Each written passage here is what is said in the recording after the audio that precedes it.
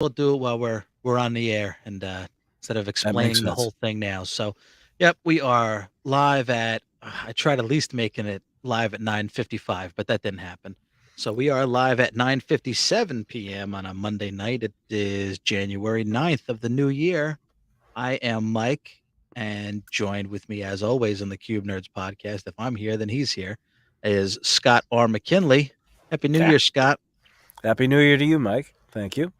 How was your New Year's? Did you do anything fun?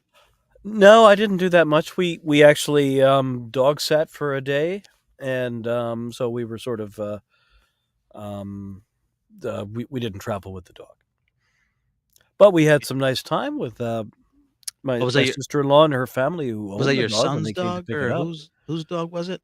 My sister in law and her Sister. family. Oh, that's right. Okay. Yep, and they came back on New Year's Day to pick her up, and we had a nice lunch and some good time. That's good. Pretty sure my family was all asleep by 7:30, and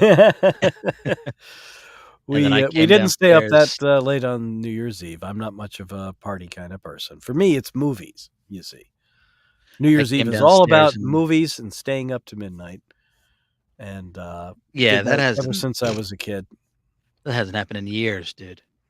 Pretty sure I had to watch the ball drop a couple days later on Hulu.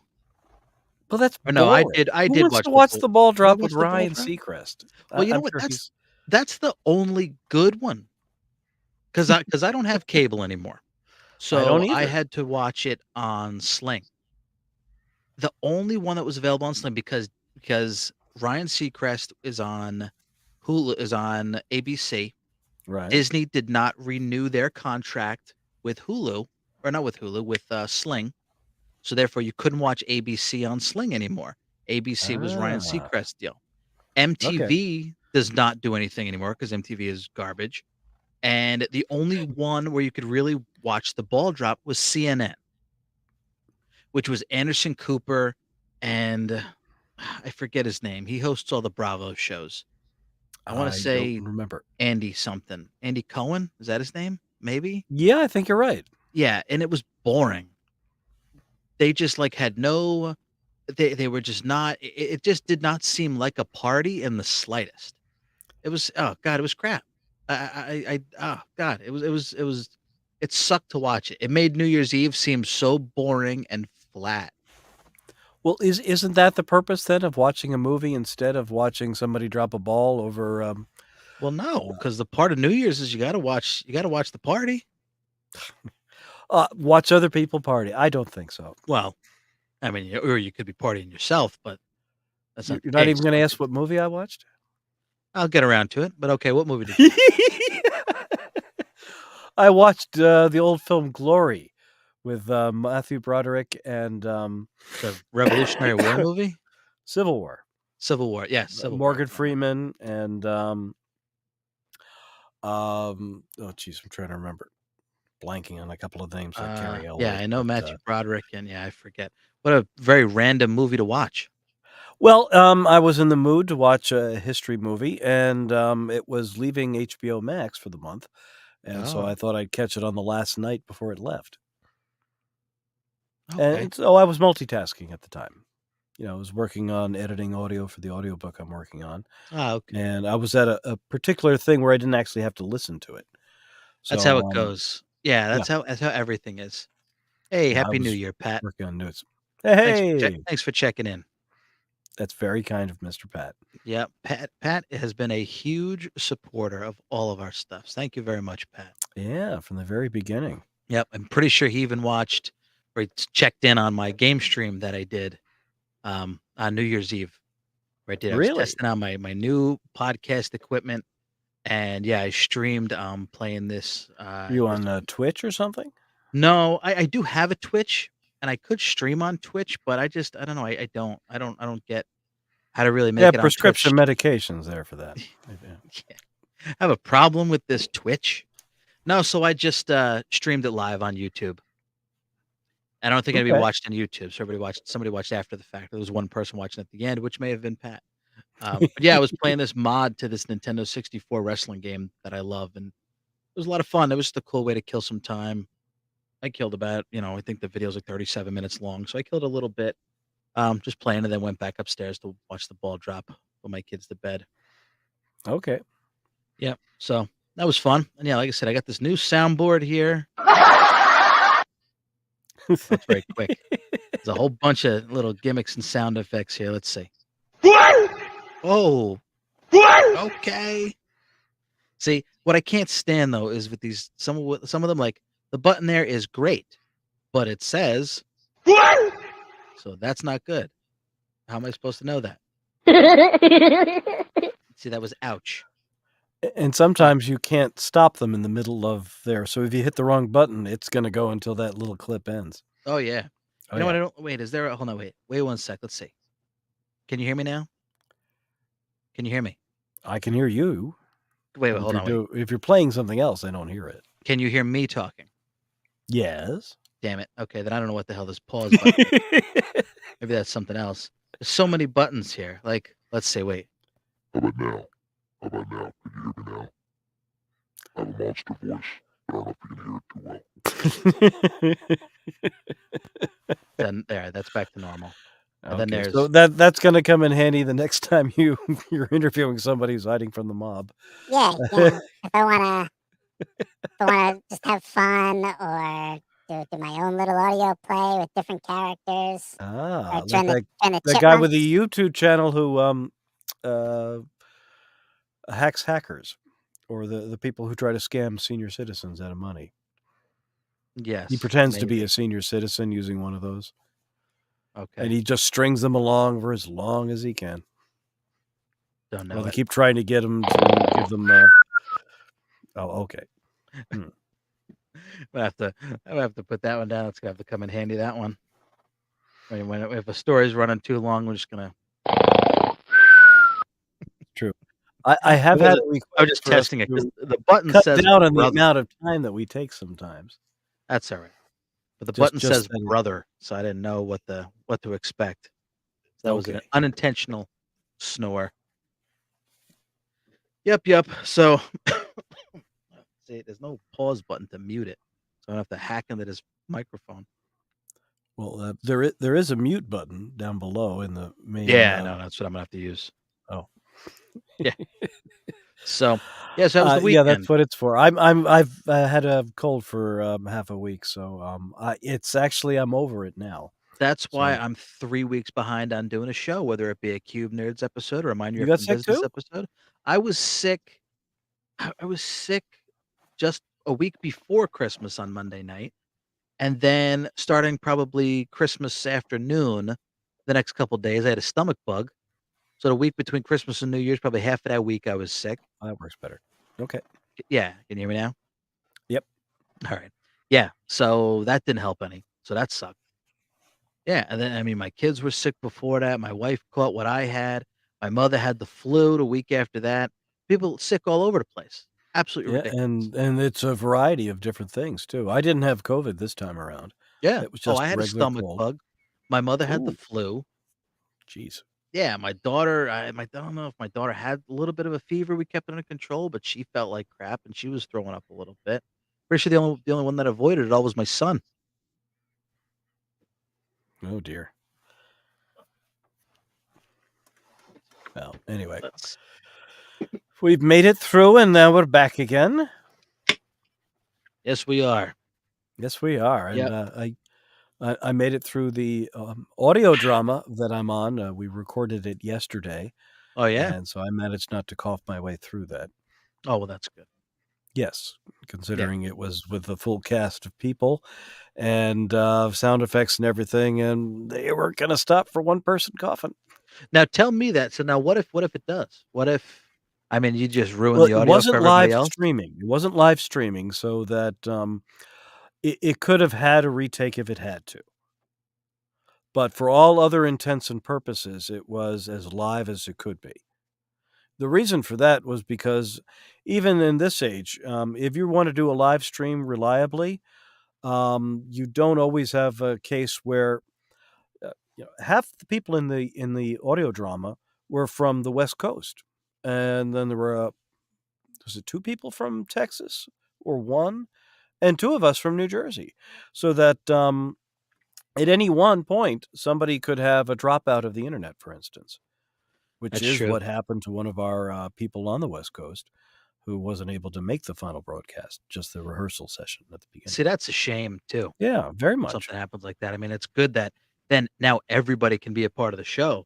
But yeah, you have little hiccups like that. Like I'm pretty sure a couple weeks ago, my internet went out in the middle of me doing a Mind Your Effing Business episode. Ooh, And I was ouch. like, yeah, because I have these random things that happen to my internet where it just goes out for 5 minutes and then randomly comes back on.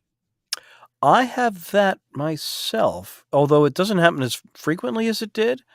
But at like 2 in the morning, it would suddenly cut out for a half an hour for like 3 days in a row. Yeah. Now, I record audiobooks. And so some of the time I do record in the middle of the night because the house is quiet. And I don't want to tell everybody else living in the house to like, oh, by the way, you can't make any noise for the next couple of hours. Yeah. Don't bother to no. use the bathroom. Don't bother to walk. Don't, open the refrigerator doors. That's not very nice. So in the middle of the night, I get up, turn off the furnace, and record. So I'm up at weird times. So for the internet to drop out, that's not so bad because I'm not broadcasting while I'm recording. But You if have the to turn power the goes furnace. out, have to I'm a little more stunk. You have to turn the furnace off so at least everyone's sleeping and cuddled in their beds and not freezing. That's at night. right. Yeah, that's right. And the furnace, you can definitely hear when it kicks on. Microphone. I know we've talked good, about that. Why you have to Yeah. adjust that to your audio recordings. Pat wants to know if you cut your hair or if you just have it tied back. I'm gonna say you have it tied back. It is tied back. Although you noticed that I did cut the sideburns. Oh, you That did. they're So you normal length now because Wolverine chops going on. yeah, no, I cut them back from there. I had the Star Trek burns going the last time. Oh, okay. Yeah, and they were coming along pretty good. But since the I might as well mention it. I'm playing Jack Benny in the audio play that I did, and he didn't have Star Trek burns. So And so you in the don't audio remember play, who Jack Benny is, do you? I know his name. I'm trying to remember who he is. If I see Despite him, the I fact know. that I had a postcard with his picture on it at my desk for almost 19 years at the same place where you worked, Is that the one that with you the don't cigarette remember tape who it to his? was. Is that the one with the cigarette taped to his mouth? No, that was Bert's picture, Okay. and that went around the floor for a while. I don't remember who that was. So The you changed pretend your Marlboro physical man. appearance. What? It was also on YouTube. to get into character. It's not an for... audio broadcast only. Oh, okay. So they do see you. Yes. Okay. So everybody got dressed up nice and everything. So just like you would for a real broadcast. They did radio broadcasts live in front of a studio audience for 23 years on the Jack Benny program. Yeah. I mean, like I said, I know Jack Benny. I've heard of Jack Benny. I can't remember Jack Benny off the top of my head. You're too young to have seen him rebroadcast or any of the specials, so I'm not Maybe. surprised. That's not true. I used to watch a lot of Nick at Night, man.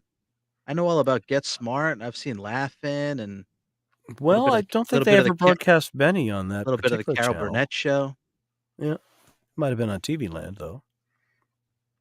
What's Anyway, Rochester?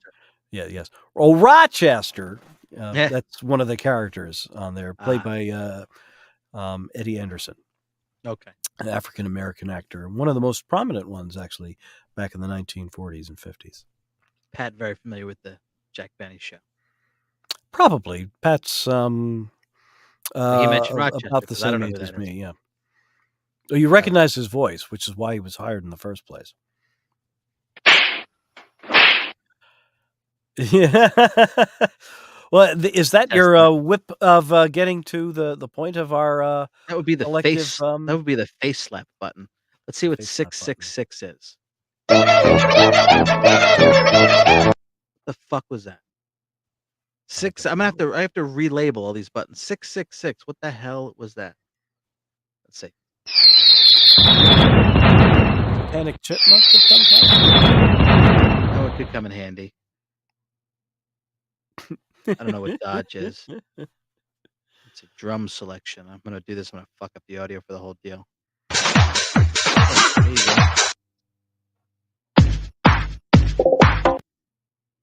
Maybe that's it. You get like a second of whatever. All right. All right. let's see. You How have do to I start sound? Can paying you hear me now? copyrights if you do more than just a really short clip like that. I guess. All right. Well, anyway, so let's get to the topic at hand here today, because I was definitely feeling it today. I worked my late shift today. By the time I Yeah, got home about 20 after 9, my daughter was already sleeping.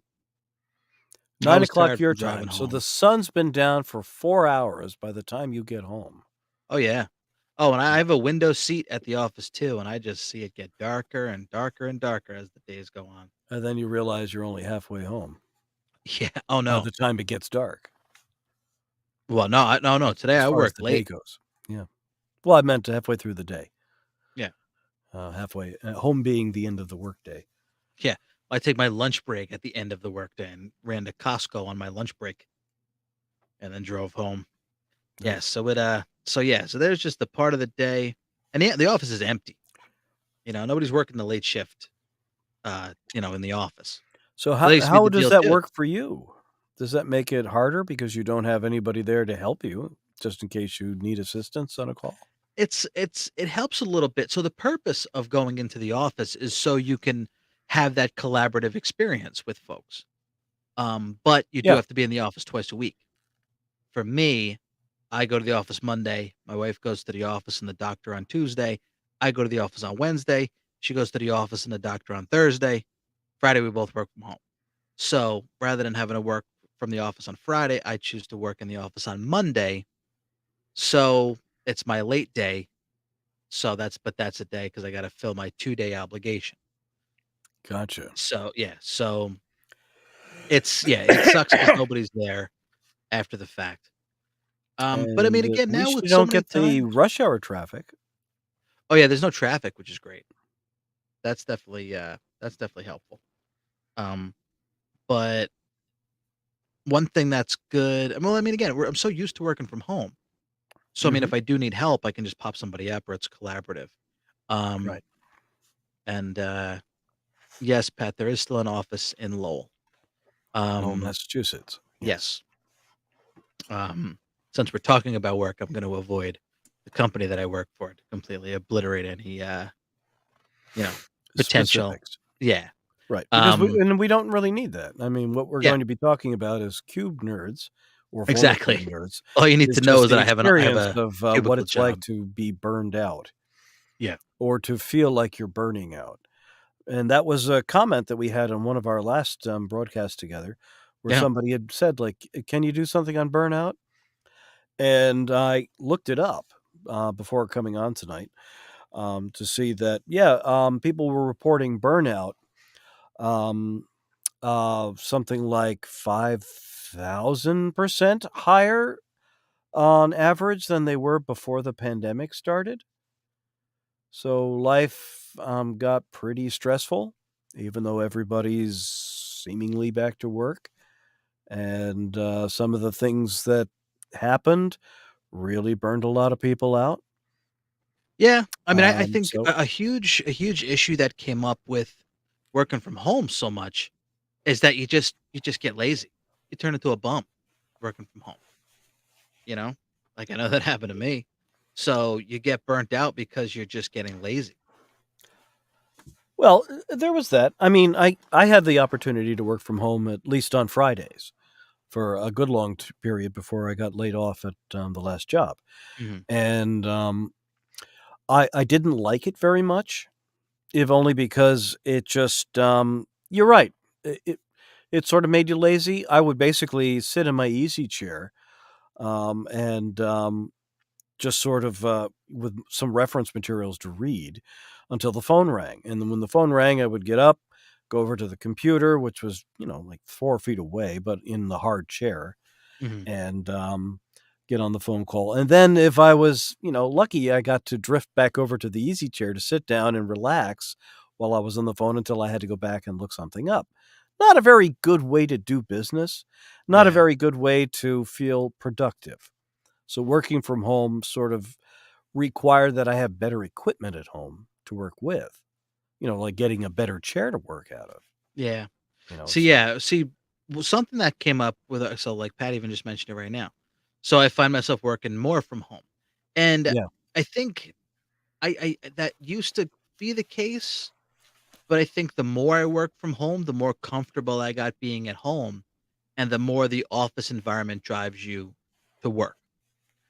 Because like if I'm just sitting down, like see, and I get see if I sat down at my desk and Hmm. just focused and blocked out the world, then yeah, sure, I could probably focus a lot more and work. And I'm definitely working later. Like there's some times where I could probably work right through my lunch because I'm already home and working and stuff like that. And I can easily, run to the kitchen for a snack rather than having to go out for lunch or something like that. So the possibility is definitely there to work more when you're working from home. But again, I Okay. think the more you do it, the more comfortable and the more lazy you get. And then so that motivation of getting up and getting out of the house and going to the office, I think that helps with the motivational drive of working too. Um, Okay. but I definitely could see it both ways because I've been there both ways. Well, It so here's my question for you in particular. Does going to the office lead to burnout? No, I don't think so at all, especially not now in this. I think all of it is a mindset. If I'm working from home, it doesn't matter if I'm at home or at the office. If I want to work, I'm going to work because there's just as many there can be just as many distractions at the office as there is working from home. Yeah. I mean, I'm not talking to people at the office, but there's so many other or I'm not talking to people at home, but there's so many other things around the house I could quickly be doing. Or I'm in the office and I'm talking to someone or I'm looking up something else. And the same thing. If you want to work, you're going to work no matter where you're home or if you're in the office. It's all about that mindset of do I feel like working? And that's the hardest thing. Um, and I remember telling people like because I had just my laptop and people were like, "Oh my god, are you going nuts without 2 screens?" And it's like I did at first when I was working with 2 screens every day, and then working with a laptop was just a pain. But then I got Yeah. so used to working with a laptop, I just worked how I did with the laptop. I mean, I can do little things more efficiently, like just looking back and forth if I have 2 screens, but it's not a necessity anymore, you know? So I guess it's something we don't have to talk about too much then if it doesn't actually lead to does it motivate you more if you work from one instead of the other? no, I think that's the same situation. It's all a mindset. If I wanna go to the office and I'm in a working mood, I'm gonna work. If I don't feel like working, I'm gonna I'm just gonna tune out. The same Now thing will we happen 3 no, I'm screens. Wow. interrupting. No, that's all right. I'm checking out Pat's comments too. Pat's been working from home since 2017, working with 3 screens. Well, that's Disliked it nice. at first, but making it your own making it me time helps. I mean, it can if again, because there you go, that's the mindset. If you sat at your desk and you had your whole workstation set up and you worked, then yeah, then I could see you're Yeah, getting into me the too. grind, you're making it your thing, but it's just as easy to sit on a couch and put my feet up and flip my laptop open with the TV on. The same I deal. miss the convenience of having a docking station. Yeah. Oh, They're see, not that easy to stuff is come by. helpful. They're really expensive. Yeah, because otherwise you've got cables running all over the place Yeah. just trying to have 2 screens up, Yeah, my and laptop so battery goes dead, I gotta grab my charger and plug it in somewhere that reaches me. Yeah, oh yeah, at the office, I mean, I already have everything. I have a yeah, phone charger there, I have a headset charger there, I mean, everything, so that's convenient, and I like yeah. that. But yeah, I mean, again, it doesn't matter, it's all a mindset. If I wanna work, no matter where I am, I'm gonna work. Okay. Yeah, Well, so I'm actually looking at a list of the 5 top reasons for burnout, and, not one of them is, where you're working as far as working from home or remote. And yeah, that's probably a good thing to hear because, keep in mind, a lot of people out there don't have the option to work remote, yeah. or they work the kind of jobs that you wouldn't even think of it being an option. Remember, I See, I used to would work s retail, and that wasn't an option. You have a yeah, store to open and stock the shelves, or yeah, we talked about that even if last there's a episode. yeah, we did. Mhm. Well, yeah, where Yeah, you mentioned having to if you're not there, nobody's gonna lock the store, nobody's there to open the store. Yeah, you don't have that luxury to work from home if you're yeah. working retail. But yeah, I mean, I could see commute being something, but again, not so much that leads to burnout. The commute is more like demoralizing. Like if I'm in a car for an hour and a half and I get to the office, I'm not burnt out. I'm just drained from driving for so long. I don't feel like diving right in and working. That's a good point. You know, if it was the normal commute for me, I didn't have a problem with it. I get used to it, as long as I knew that was the normal commute time. Mhm. However, if you're the kind of person who cuts it close, and if I remember, one of our 3 cube nerds always seemed to run a, a little bit late. Still, still uh, does. and you weren't supposed to say that. I'm in the Then same boat too. Some days I have to take my kids to school. I get to work a half an hour late. It's see, like there are other things that will that's how cause it you to be goes. late outside of not leaving yourself enough time. You Mhm. know, there's one thing to leave yourself enough time to get to work under normal conditions, but if you want to never be late, you'll have to have an impossibly long day with a commute. Yeah. You know, if you're anywhere where there's likely to be either traffic or accidents or both. Oh yeah. Oh, if I leave early, I'm getting to work the same time as if I left late because there's less traffic. You know, at our last location that we worked at together, remember I did trainings for the new hires, Mhm. and one of the gags that I used for the new hires was that uh, because the traffic was so bad on our local interstates, I think I could mention Route 10 and Route 287 and Route Yeah, there's a 80. lot of yeah, well, they cover a big span of New Jersey. I think you're safe Big there. span in New Jersey and lots of traffic, lots of accidents. And so I said, like, you know, the commute getting here is so bad that you'll be happy to hear that they finally decided to schedule the accidents. So now, you know, instead of having one of those accidents that closes all the lanes in the middle of rush hour, they now schedule it not until 10. So no one's allowed to have a really bad accident until 10 o'clock. And I could tell it in such a way that a few people didn't notice that that was a joke. And, Because it's such a I was thing. very pleased about that. Yeah. Well, yeah, well, one accident in Jersey shuts down the whole entire state Well, because I every don't know about the highway whole is state, but intertwined. there are What? a couple of roads, you're right. There are a couple of roads where, geez, what is it? I'm trying to remember. Is it 280? The one that goes east and west out to Pennsylvania?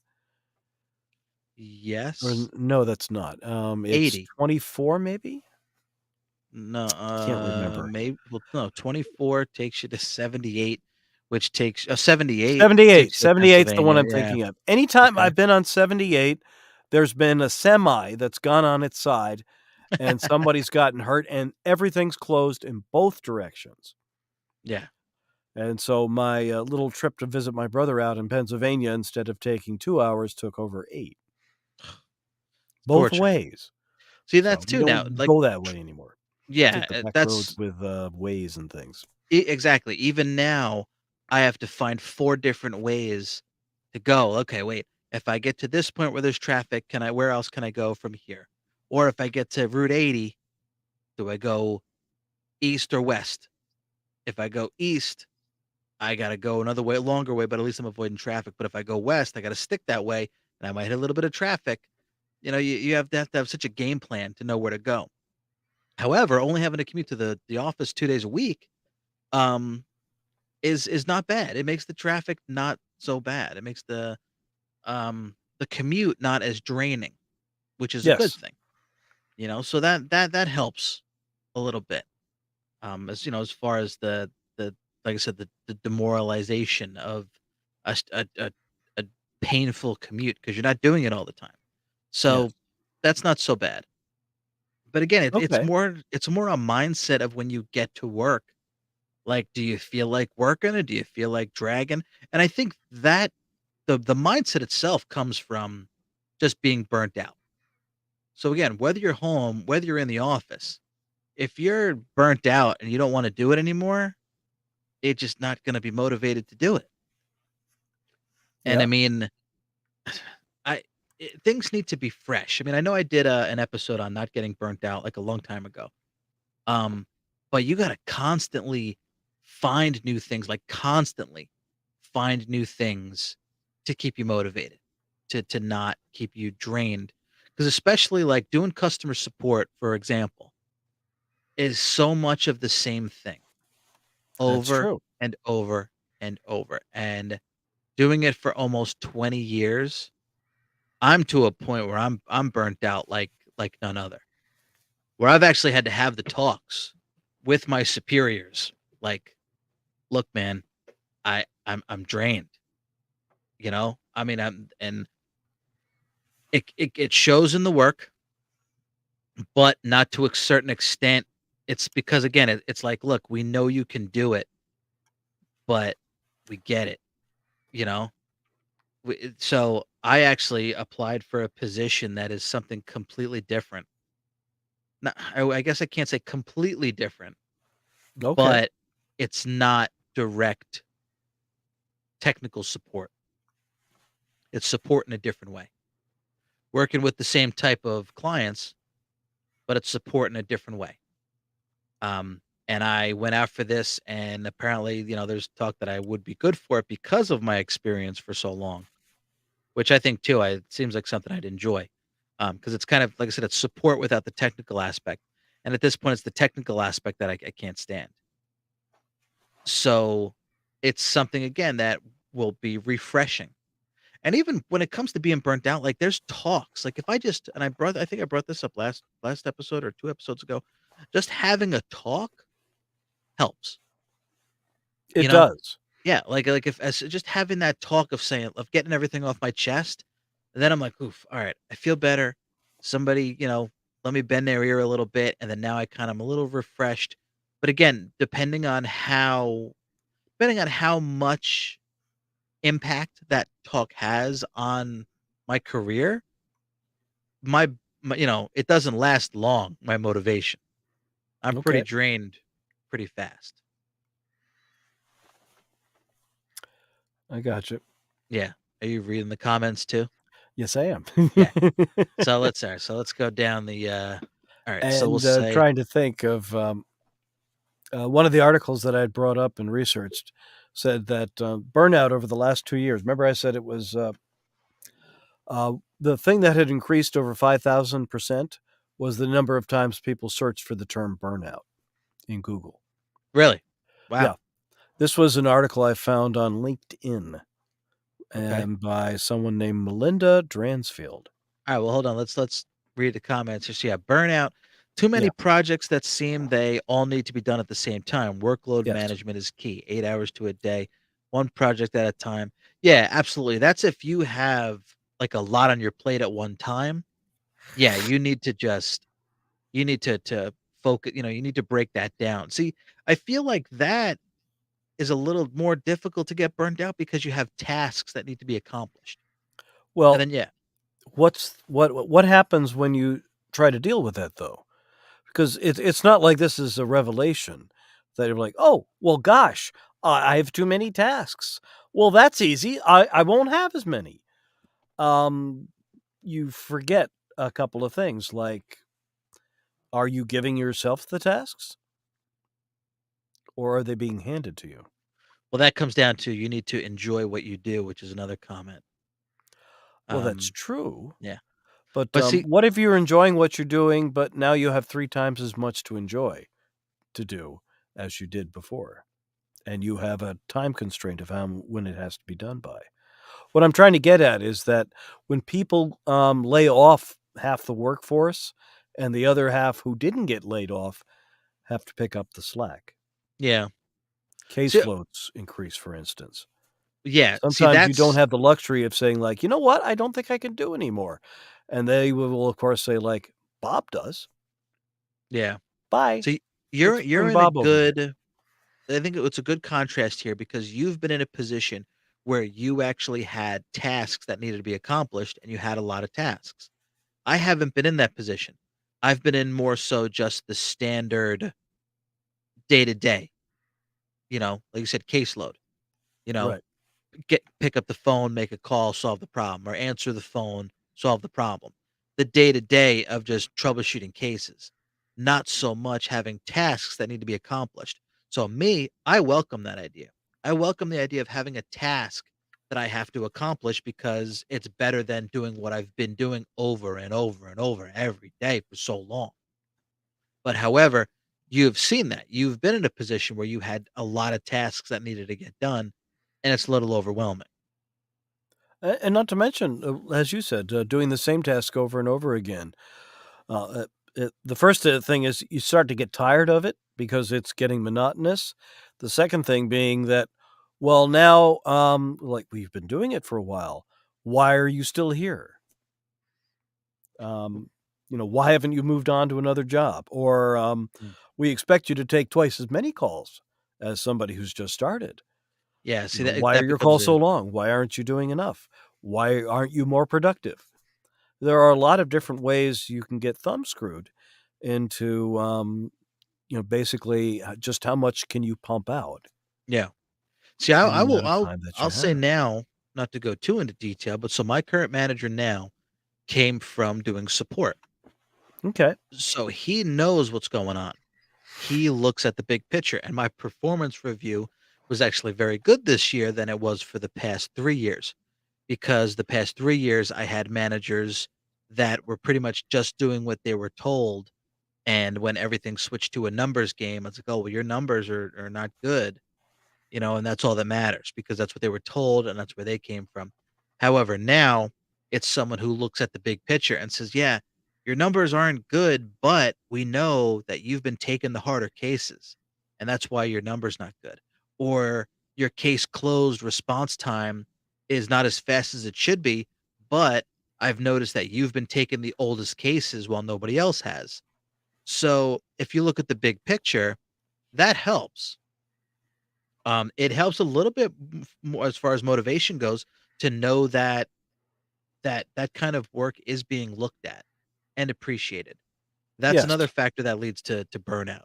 It's Yes. burnout if it's you're just a zombie and you're just doing the same thing over and over and over again with no change in acknowledgement or what's the word I'm looking for? Not gratitude.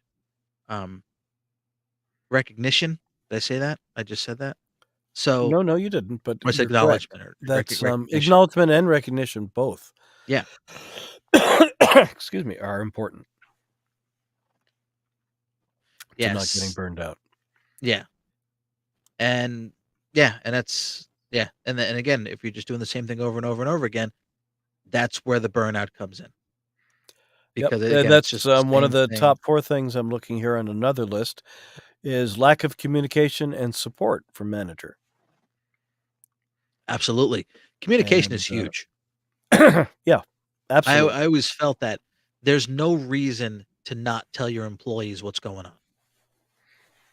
And that was so much like the more honest you are with your employees, I don't care how big of a company is or whatever. The more honest you are with your employees, the more respect they have for you because we're all fucking adults here, you know?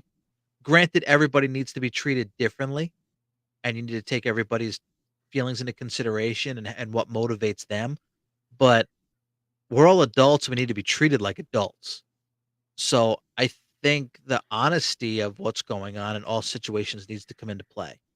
It could be done in different manners of way you Most of the explain that. time, you're not being lied to, you're only being given partial information Yeah, because it's that's also what a yeah, political thing. you're definitely One not of the being things lied about to. burnout that I've learned over the years is that it spreads like wildfire. If you have, something that's, uh a bad feeling about something, a bad thing about a manager or management, thing, like a goal, for instance, that kind of, bad feeling spreads like wildfire. The Ossif gossipers can go, fairly quickly. Oh, yeah. It was, what one of, our colleagues put it was uh, I don't know, the something like chasm of doom with a few people gathered around just sharing all the gloomy things about their day, just bringing Oh, everybody absolutely. else into that black hole of just, nothingness of like, Oh, "Geez." yeah, I've noticed that, and I don't like that because I 'cause I'm guilty of it for sure. Well, Like, if then don't someone do it. starts yeah, no, I don't now, honestly, because I mean, 1, I just don't talk I didn't think you to did, to a be lot of honest people with you. personally about work, but it's so easy to go down that hole because a lot of people could be disgruntled really fast, Yes. and all you have to do is open that can of worms. Like, "Oh, did you see what so and so did?" And then it's like, "Oh my god, they do this shit all the time," and then blah, blah, blah, and the next thing you know, You're talking for a half an hour bitching and complaining about somebody when it didn't even come up before. It's so easy to fall down that hole. And now That's that's true. so again, But that on look at the flip side, though. It's also easy to forget that when good news comes down, that also spreads like wildfire. It could even be something as stupid as like, did you hear they're giving us free pizza for lunch or free lunch? yeah. You Well, I know, think about stuff like that all the time. We had yeah. our my last manager before I left my last company. I remember he brought donuts in one day, but he got in late and I had already eaten my breakfast. And I was like, "Man, if you're gonna get us donuts, could you at least like, let us know beforehand so that way I don't eat my breakfast and I can enjoy these donuts too?" And he got pissed off. And it made me think like, like, yeah, I shouldn't have. I was pretty fucking stupid of me to say something. He tried to do something nice and I and I had to find a way to bitch about it. Well, Um, but don't forget, if you draw it back a little bit, remember they used to try to do nice things for us for the holidays, for instance, like, oh, well, we're giving you lunch. Like, well, what about the people that you have us assigned to a late shift? There won't be anything left for them, yeah. which is true. That's what happened. Yeah, and that's a And whole figured so then what they do is they just don't do anything at all. anyway, it causes discomfort. And good management normally will look at that and take that into account. Yeah. I You have liked seeing managers. So here's a tip from people in management listening in is that if you look too busy as a manager to notice what's going on with your people, if you look like, wow, look how hard my manager works. They're working so hard, they don't have time to listen. That's not a good management style. A yeah. manager should look busy enough that we know that, like, wow, he's doing his job, as opposed to somebody who, like, where's the manager? I don't know. He's probably off again today. Beats me. That's again part of communication. Management should always take into account that if you're not there in the workplace where people were expecting to see you, at least tell them, like, oh, yeah, I've got to be off site today. I'm working with somebody else on another project. Mhm. And, what needs to be said is said. And That's where the acknowledgement comes in. yeah,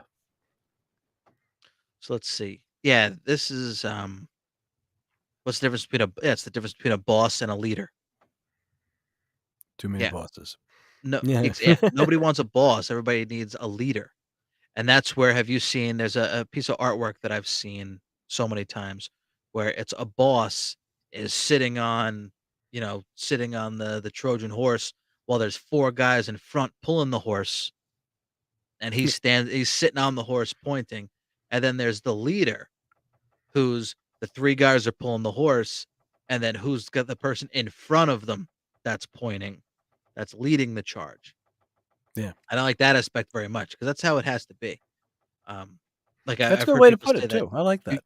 you can't expect your employees to be as passionate about your company as you are. You You know, you can, but, well, actually, no, you're right. I'm sorry. yeah, You couldn't expect it. You can enjoy it when it happens, but you shouldn't expect it. yeah, you want them to be motivated and enjoy where they Yeah. work, but they're not going to be to the level that you're at. That works for smaller businesses, I think, more so than big corporations. But When you have a management, upper management that you, meet yeah, or hear from, occasionally. yeah, occasionally in an email or a town hall meeting Mhm. where they blow some smoke up your ass for something. No, no, no, no, no, not necessarily. Yeah. See, I have my Gotta be current fair. place. Gotta be I fair. feel like is not like that at all. I feel like my current place has so much more respect for employees, which is great. And it's a very nice feeling. It's very much not feeling micromanaged. However, the last place they were on everything because also too the last place was a public company. This place is a private company. I think when it becomes a public company, the only worry is money. A private Mm, company, they can still focus on employees. A public company, everything has to be about making a dollar. And that's that's true to some constantly what extent. we had to worry about in our last company. When I worked, for the bookstore trade, we started as a private company, Mhm. and then it became public and was bought by Kmart at one point. Oh. Not an improvement. Yeah, exactly. Not See, an like, improvement at all. even too, because I've been thinking about it a lot the past couple of days, even with writing my comic. I'm Even with not what? with writing my comic. The Yes, the second comic book. Yeah, the second issue, the last couple pages are being colored now, and I will They letter it. are? Oh Yeah, my gosh. for issue 2. Um, so then I will letter it, I will put it together, I will get it out there. It's all on me for the most part. I mean, me and money. That's what holds up everything. So when it's not money, it's just me because a lot of times I don't have the motivation to do it. I want to do it, but what motivates me is people getting interested in it and sales and all that other stuff. But if that doesn't come up, I don't have motivation. There needs to no matter what it is. So again, creating a comic, something I love to do. I still need the motivation to constantly keep me going. Well, don't throw yourself under the bus. I think you are motivated, but you're also realizing that you only have so many hours in the day and so Well, many no, days in but the there's week. definitely times where I could stay up late and I could start lettering pages now, or I could start writing the next issue. I'm not turning it into anything like that. I'm just saying that the motivation, even if it's something you enjoy doing, you still need the motivation to keep you doing it. And especially if it's a job you don't like, you need even more motivation. You need change. Things need to constantly be fresh to keep you from doing anything.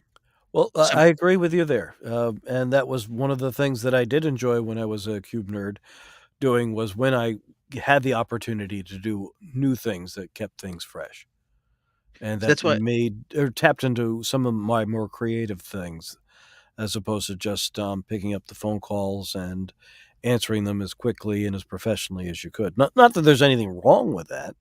It's just that, it got kinda demeaning just to like, "Well, they're shorthanded in the other department again today, so you guys who have been here and done your time should help out with that."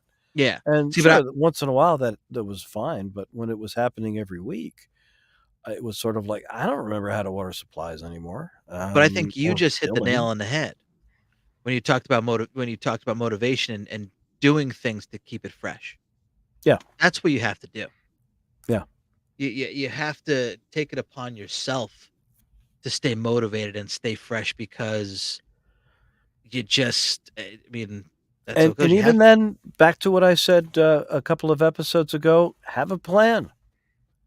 Yep. One of the reasons that our, title for this particular episode is "Better to Burn Out or Fade Away" is that sometimes it is better to fade away. You fade out of one job because you're transitioning to a different one.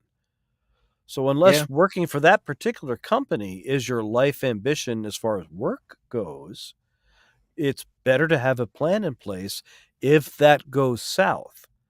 Do I continue in the same professional vein that I've been in? Or do I really want to segue over to a different job? I'm really enjoying what I'm doing now. And I was just thinking about it the other day is that part of what I do right now, I sort of suspected I did some of it well, but I never really had any encouragement for some of it from other people. As a matter of fact, doing all the audio recording that I had been doing at work, that more or less got taken away from me one little piece at a time from other people. Like, well, they were officially trained on this, in wherever they came from before, and you're not.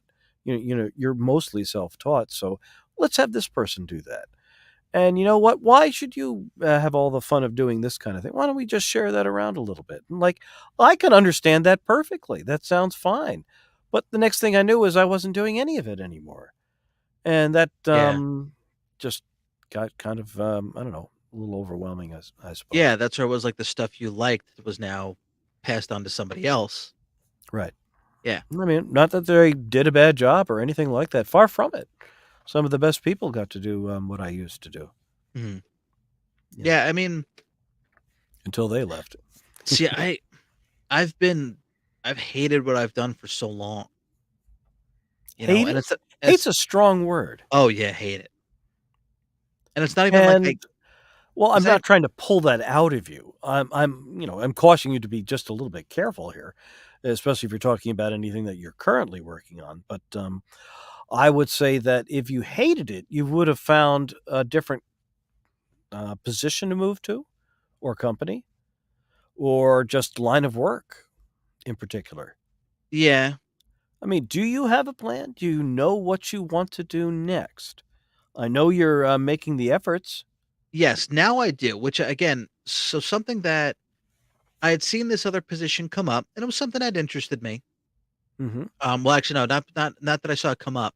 I just saw about it because it's folks that are already in my office. So I got to see them when I went to a conference. I actually got to see kind of how they worked. I thought that Ah, was kind of interesting. Um, but it was something a little different. So that's another thing too. Since I've been doing the same thing for so long, it's hard to completely transition out of it. Almost like that's right. That's where I hit my breaking point. So the reason I left the last company in the first place is because I finally had the last straw. I thought I have been here for 12 years. There has to be something here for me where I'm not just completely throwing away everything I did for the past 12 years.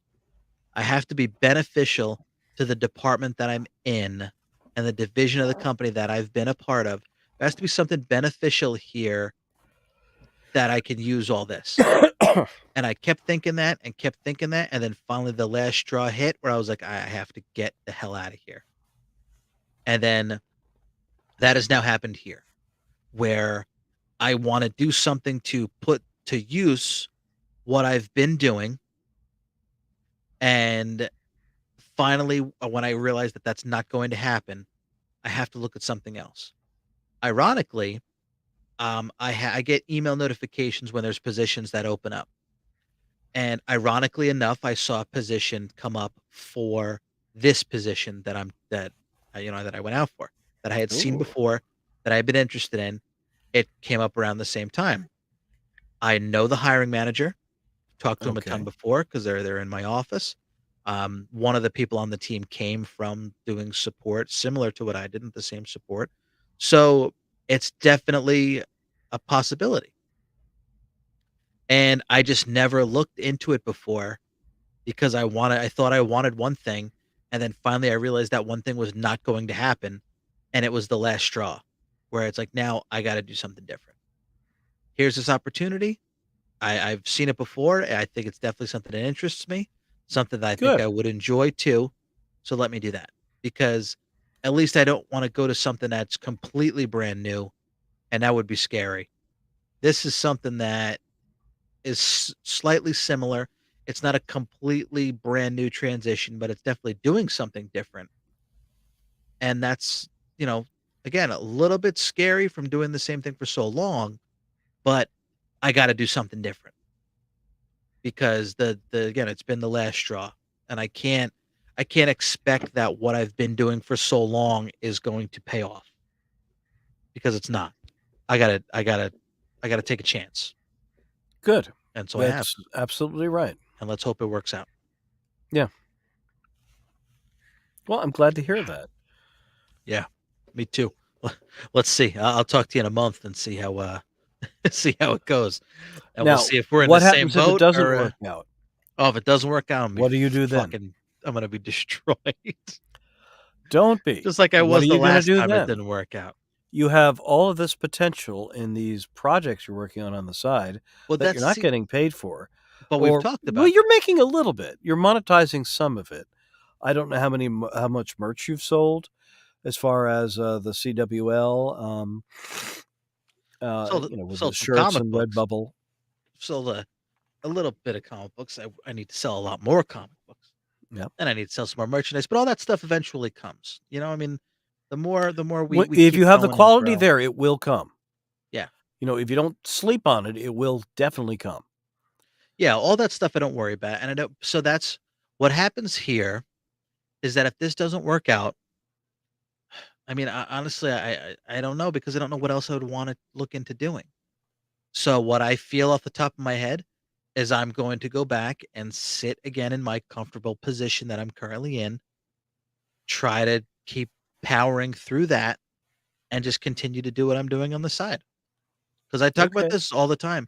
Cube nerds stemmed from being ridiculously unhappy, but wanting to take the inspiration that I had and then the all the experience and knowledge that I had from doing this work for so long and putting it into something positive and something constructive, but obviously it wasn't happening for me at my job. So what else can I do? And like they talked, this was before podcasting was a thing. I was like, okay, do I write a book? That's where the Cube Nerds, when there was a Cube Nerds website, I wrote articles for the Cube Nerds website. Yes, you did. All those things stemmed And they were good. from being unhappy, but wanting to do something about it. Yes. And at some point, I think you'll take it to the next level. Right now, you're probably in one of those positions where people don't change just because there's so much hanging on the outcome. Am I right? What do you mean?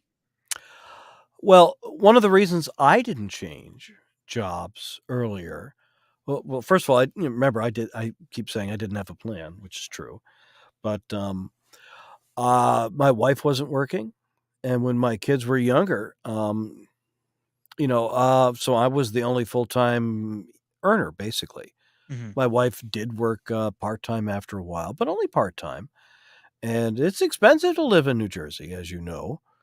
Oh yeah. And and so it was sort of like, geez, if I try almost anything, branching into something where I'm not sure if I'll be any good or not, I'm certainly going to take a salary cut.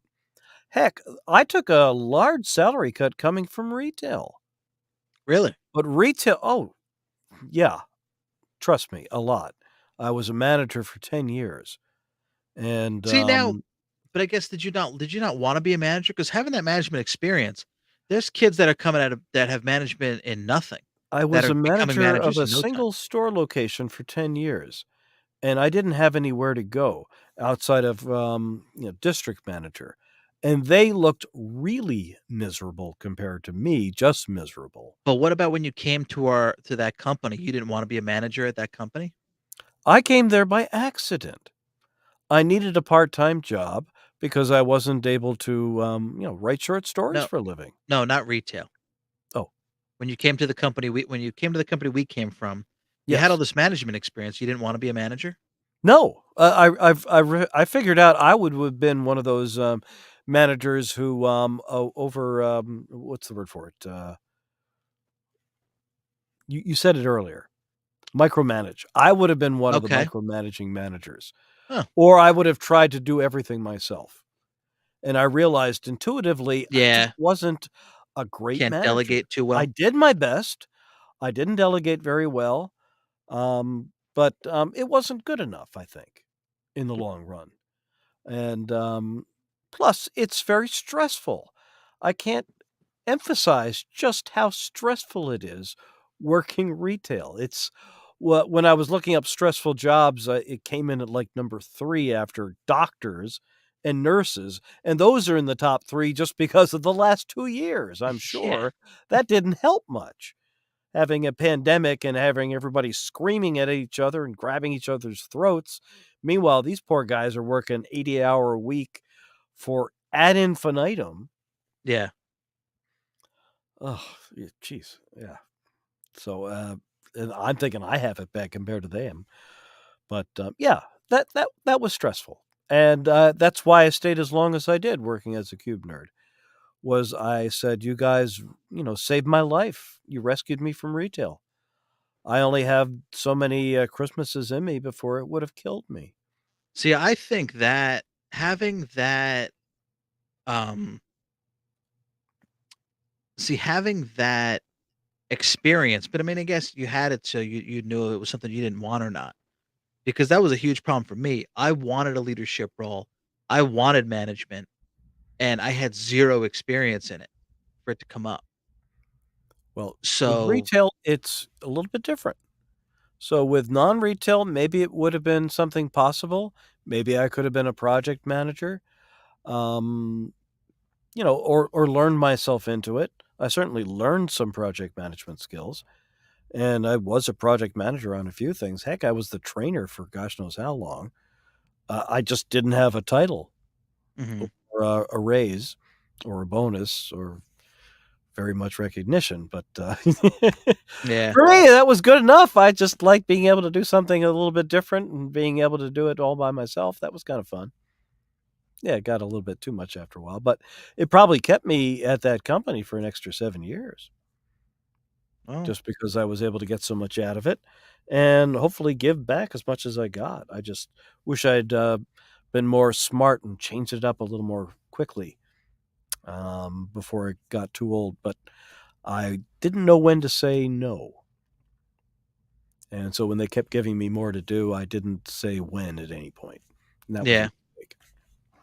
It was. And I knew I probably could have, but I just liked being asked. See, and I liked having all different projects to do and stuff like that, but, like, again, here now, that doesn't come up. When I first came in, Interesting. when I Oh, first came in, it was like, you know, "You have good insight on this, you have knowledge on this, we wanna hear your thoughts on this." And they're like, "Yeah, sure, great. Here's what I think about this. Here's how we can change this. I don't, I like that. I like that you do this." And then it's like, "Okay, yeah, here's all these new things we're doing." It's like, "Oh, but you didn't consult me about it at all? You wanted to hear me talk about it, and but then when the time came, I had nothing to do with it?" Like, "Okay, so I'm not a part of these projects at all." And then again, that's where it's very much just like you're just doing the same thing over and over again. You're not yeah. involved. Yeah. It brings you down. That's rough. That sucks. And again, that's the thing. It's constant. It's constantly something. Yeah. Like the best parts about being working in a cube nerd job are not the work, you know? Like, I mean, the friends that I made working at the last company, I mean, was by far the best part. Oh, same with But me. yeah, but like I'm trying to And I think still that the miss everybody. But yeah, I know I keep saying that every time we have an episode, but it's yeah, I know. true. But like did the work did the work ever motivate me? I don't think so. You just do it because you do it. I don't know. You were pretty good at some of the stuff that you did. Although, we haven't worked together in the same company for, Well geez, a number of years well, now. that's It's the thing too. been 8 years or so? Being good at it doesn't make a difference. It doesn't matter if I was good at it. Did I wanna do it or not? Yes. Most of the time, no. But it was part of just having to suffer through it, and that was the job. So, what do we offer here for other people who are listening to this who are like, "Well, how do I apply that to me?" Or how do I fix it when it happens to me? So right now, you're in a tricky position where you're applying for something, but you've already admitted to me tonight that you're really more or less on the edge of having had too much. Well, now it's just a matter it's just going through the motions, you know? As I you do said, you still do a very good job. It's just you're not motivated see, or enjoying it. I wouldn't say a very good job. I wouldn't. Hmm. I Yeah. don't know. Your work ethic is pretty damn good, man. Well, that's the thing because I hear a lot, "We know you can do it and you're doing a good job with this, you're doing a good job with that." But honestly, I feel like I could be doing better if I was more motivated. Yeah, Hmm. I mean, I don't it's not in my nature to coast, you know? I never thought so. Yeah. Yeah, when push comes to shove, I It's do it. one of the That's reasons I why enjoyed working with you is that you never did coast. You were so high energy. It was wonderful to work next to you when I was low energy, and I could just suck up some of that and help infuse myself on days where I was feeling down. well, it comes up now like, okay, when there's an urgent one out there and somebody needs to grab it, it's it's me more times than not. That's the stuff that stands out. So I know where to step up when I need to. But again, that's not enough. And that's not something that drives me. I'm not the one to just do what I gotta do and that's it.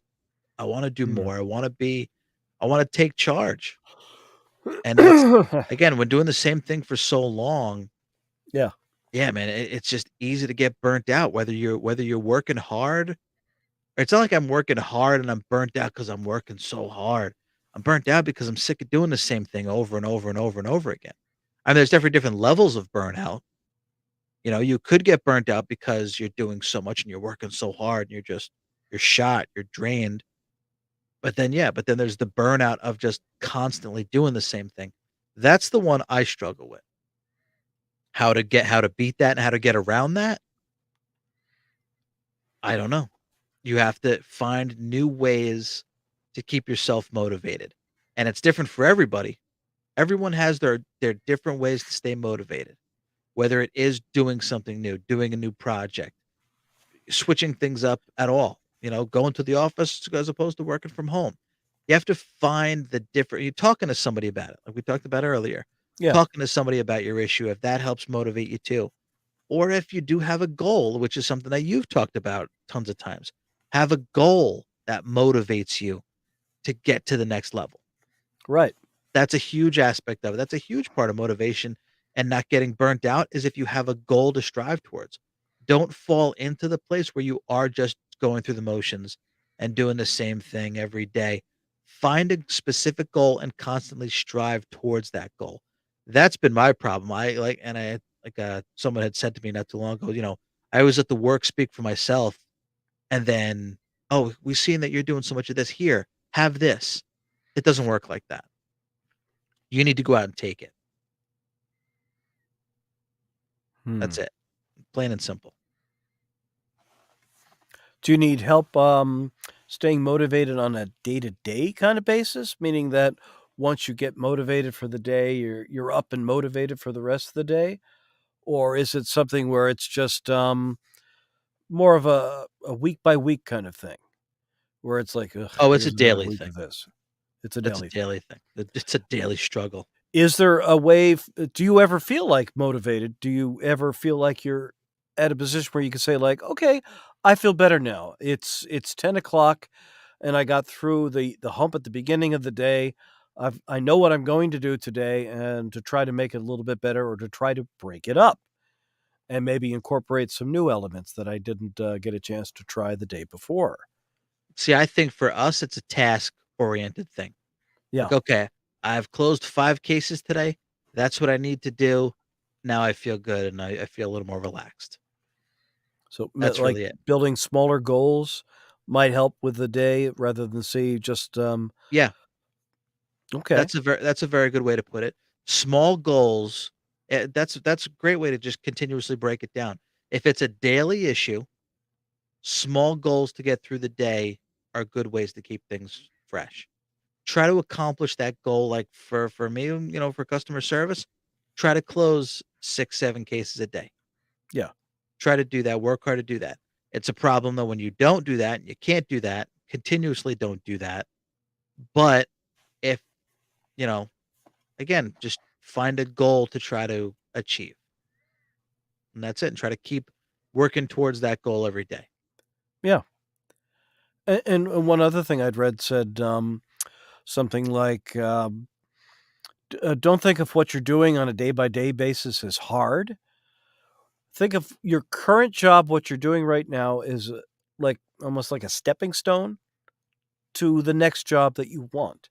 Yeah. You're going through this while you're preparing for that, and in the meantime, you're laying out your cards, as it were, for the next hand you're going to deal to whomever the dealer might be, whether it's your boss or the next interviewer in your company or without the company, of, like, doing that so that you've got, it's very much like, "Okay, I have X number of hours I'm doing this today, and I'm gonna make a bit of progress on this end of it too," so that that next step is within sight.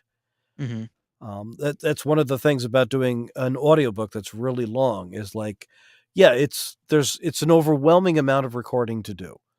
And I'll work all day, I'll work all night on something, and I know I'm not gonna be finished. I'm not anywhere near finished. But that's recorded amount of hours, they're done. They're off to the side. I already finished them. Yeah, I've got a huge amount ahead of me, but you just chunk it out every day. And the next thing you know is like, oh, well, now I'm 40% done, 50, 60. And believe it or not, by the time I get to like 30% left, it's a marathon of just of Yeah. joy of being so close, that it's I'm working around the clock for the last 30%, where I'm just recording all the time I can, where I'm not keeping my family freezing to death by doing So it in the middle of the night, and just taking naps when I'm not recording. And I don't know if it's day or night by the time I pop out, but then I'm like, "Oh, that part's done. Now I just have to edit it." well, I'll And use writing as an example.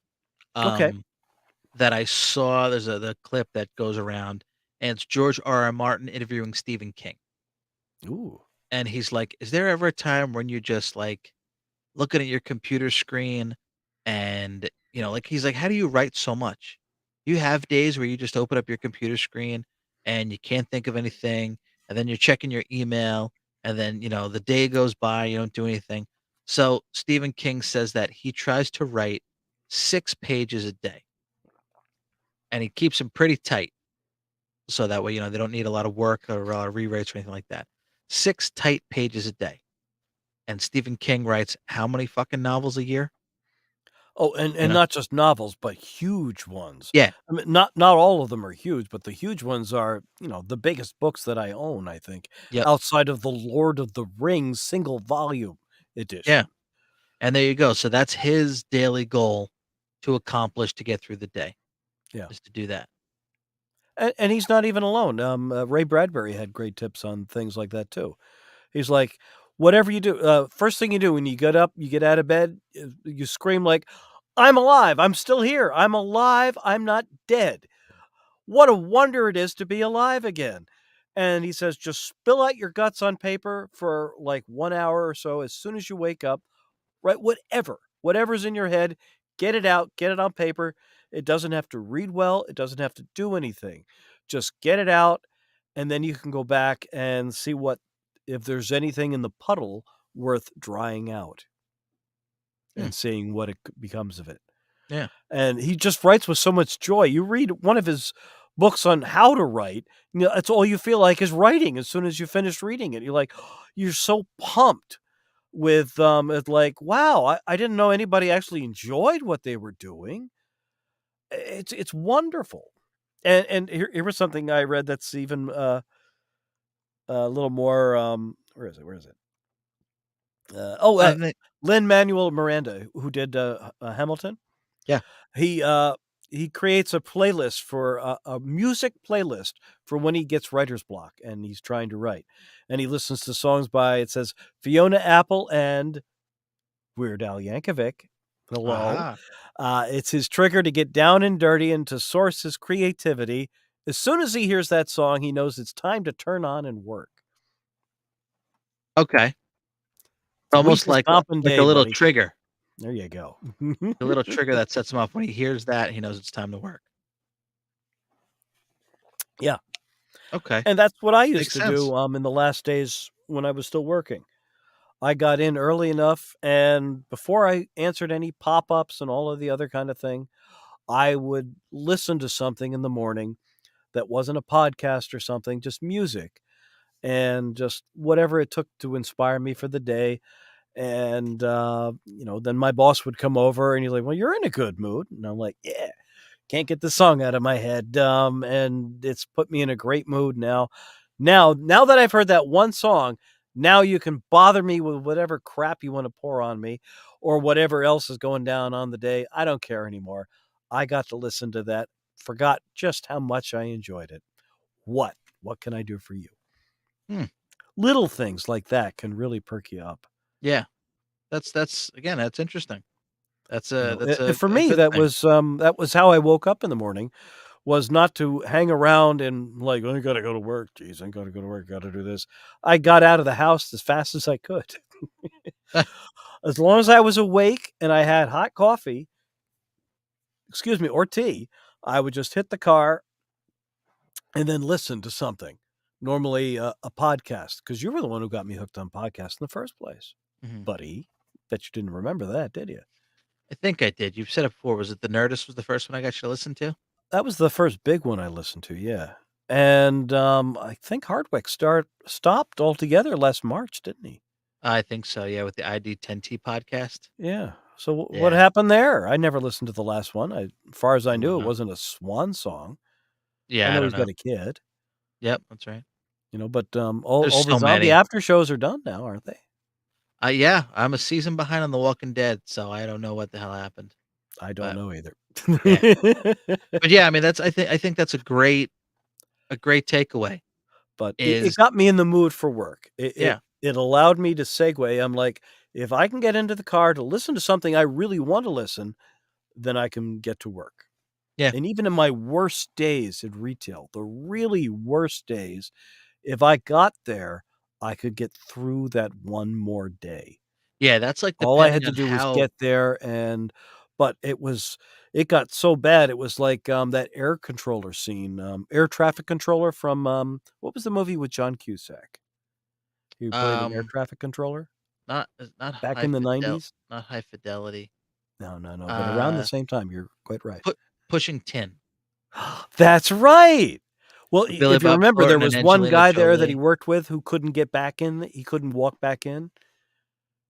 I don't remember. Remember, and he got as far as getting to the outer door, and they were all clapping and everything. "Look at him!" He's like, "Oh, I can't go in there," but 'cause his nerves had been broken by that's also one of the most stressful jobs you can work, and Yeah, that's on the top 10 list of burnout, jobs is air traffic controller. really?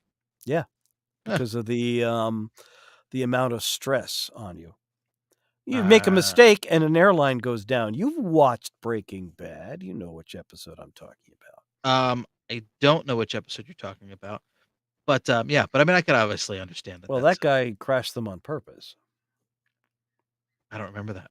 John Delancey, In Breaking Bad. Breaking Bad, Yes. I've only seen the whole series once, so I don't know off the top of my head, but okay. Well, he played Q on Star Trek. Oh, never mind. He's a Yeah, great I actor. I don't know. love him. Okay. Okay. Um, alright then. Okay. Yeah, I don't know, but I could definitely see that being stressful as well, but like I said, I think the best takeaway here Yes. is, like we said, I mean, you really gotta, like, how assess how burnt out you are, because then it's like filling your day full of little wins here and there Yeah. will help keep you motivated. Like you said, if you wanted to listen to something, just get in the car, and listen and look at it as a win because you're getting in the car and listen to your podcast. Okay, that's a little win, and then Or the set lunch walk yeah, that set you yourself went little on once or goals. twice with me, I think. Did you? Yeah, a couple Or was it? times. Yeah.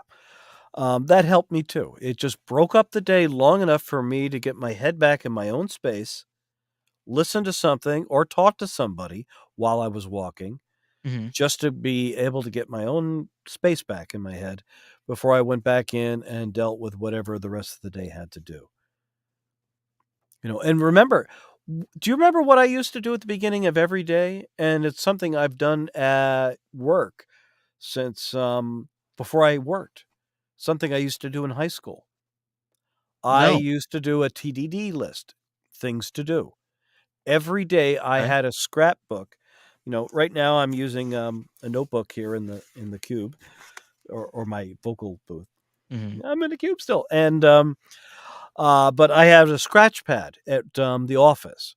Every day I would write at the top of it TTD, things to do, and I would list the things that I knew I couldn't forget to get to that day. So no matter how busy it was, I would always know that I had a list of things that couldn't slip to tomorrow.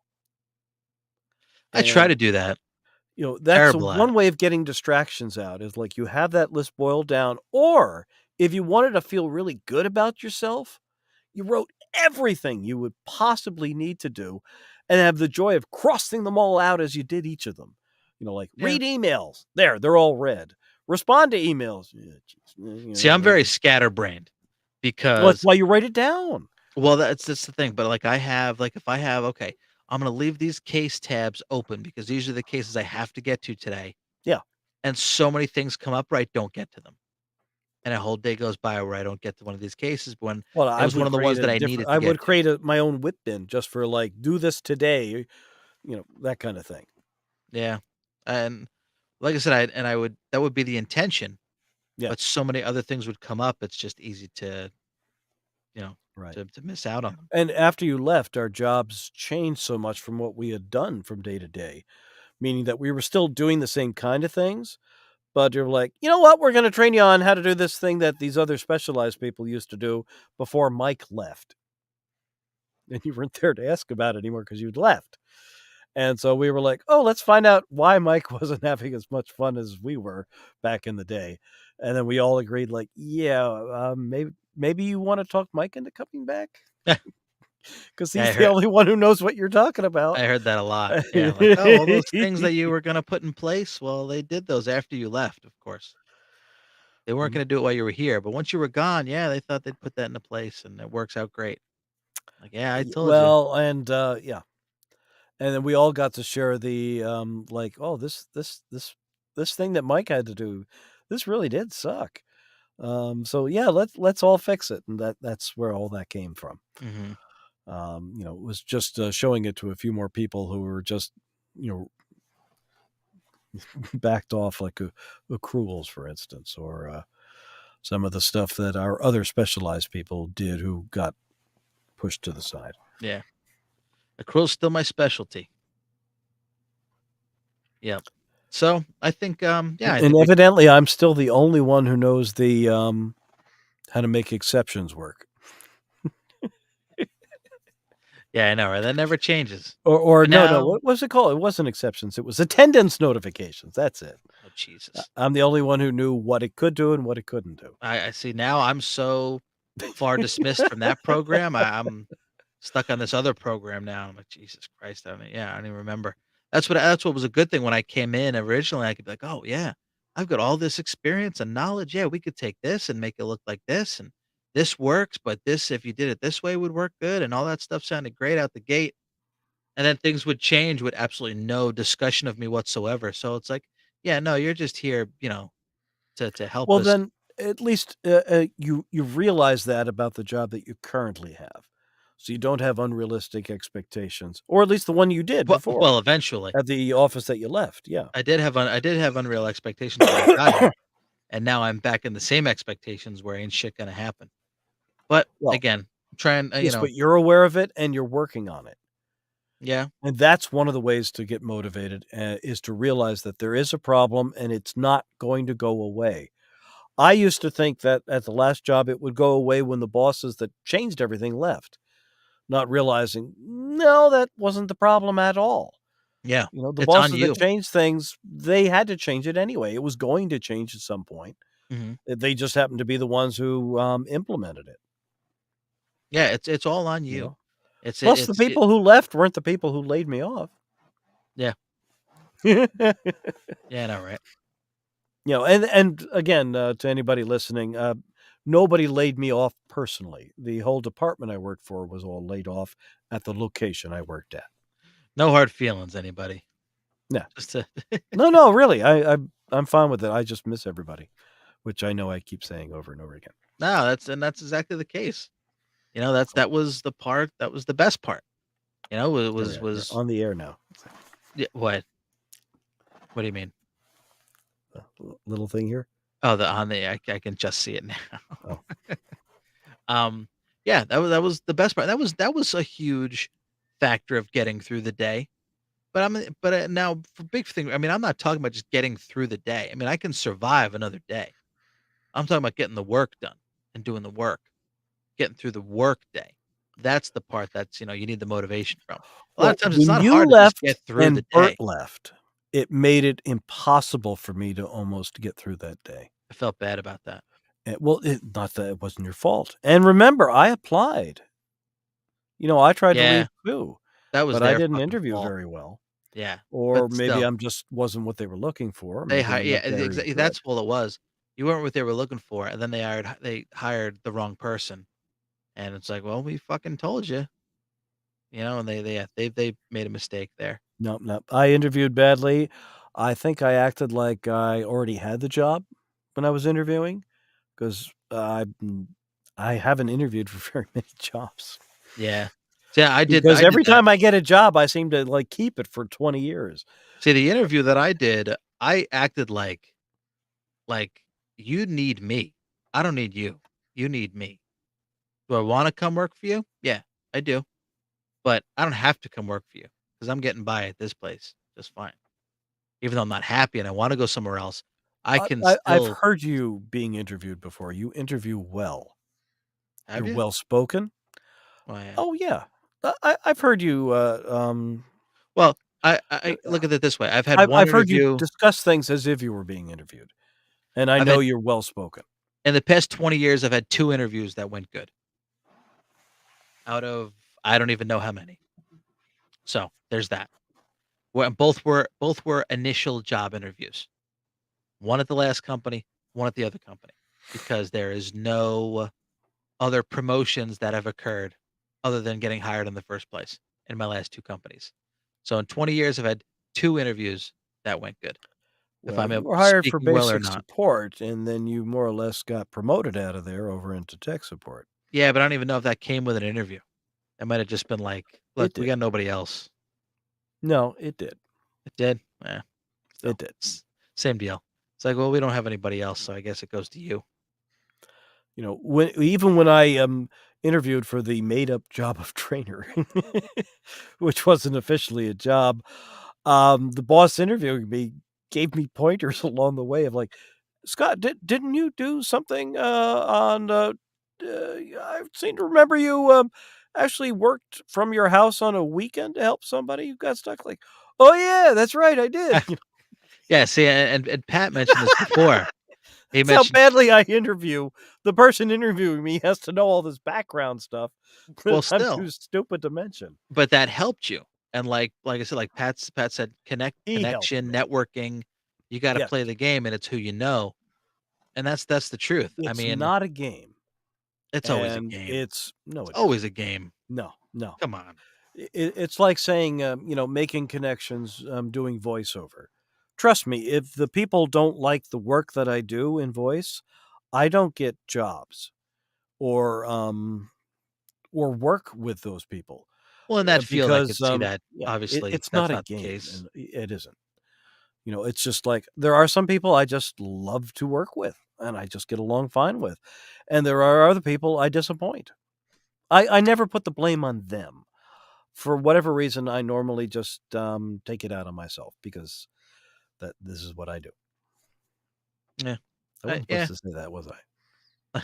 I could see that. But and you're in that field, yeah, because you have to work, or it makes everything else look bad.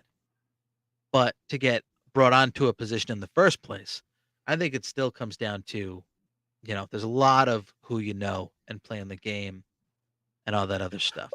It's a lot of who you know, but it's not playing the game. It's who you know, and you become a reliable person by working with people that you know. People you know that basically say like, "You know what? Do you have any ideas about this?"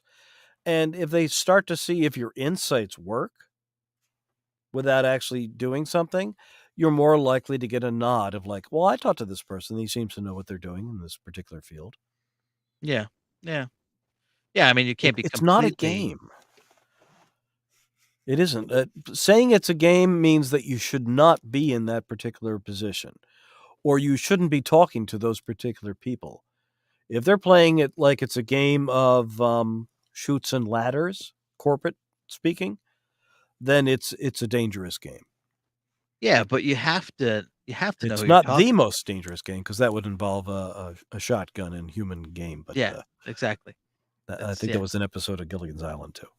Yeah, there's been movies, all kinds of movies about that. What's the one I'm thinking of? I don't I know. No think it had. Escape. I don't know. Can't remember. The Condemned. I don't know. Battle Royale. The 100 movies with that premise. But I get what you're saying. I'm sorry. All right, so let's We should let's probably wind it wrap it up down pretty here. soon since I'm getting punchy. It's one of the things I want to mention because I talked to them and I told them I would mention them. Um, is there's this line of toys.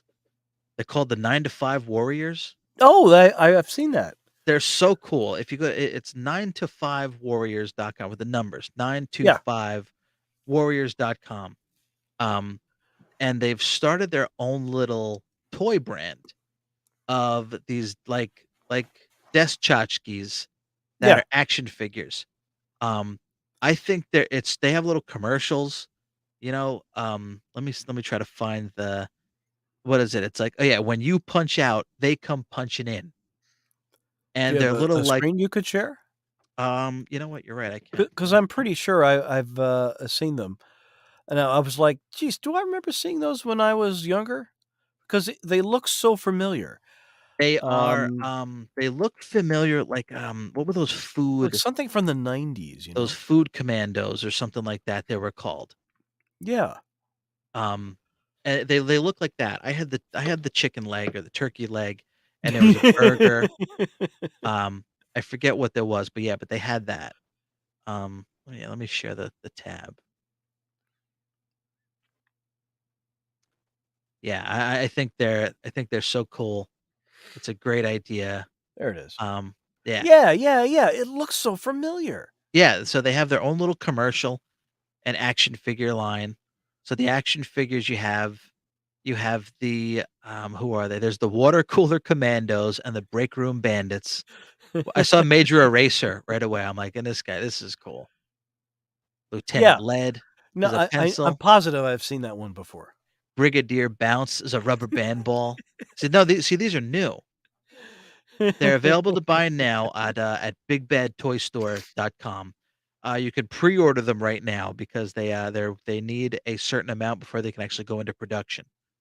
Um, Tech Sergeant Scotty, who's a roll of tape, um, Scotch tape, get it? I get it. Yeah. Yeah, Corporal Can, who's a can of peanuts with a little headset on, and then you've got Frostor.